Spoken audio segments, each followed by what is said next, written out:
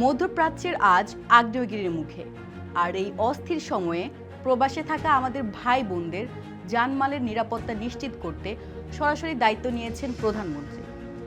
আজ রোববার কর্মদিবসের শুরুতেই তিনি পররাষ্ট্রমন্ত্রীর সাথে বৈঠকে বসেন।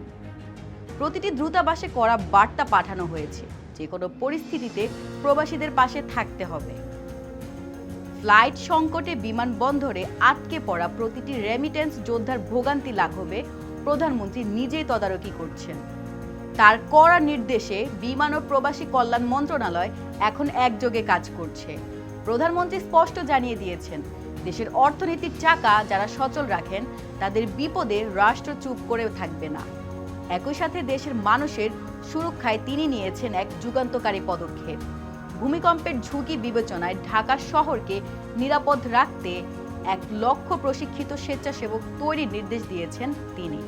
বিদেশের প্রতিকূল পরিবেশ থেকে দেশের মাটি সর্বত্রই এখন প্রধানমন্ত্রীর অভিভাবক সুলভ দৃঢ়তা দৃশ্যমান।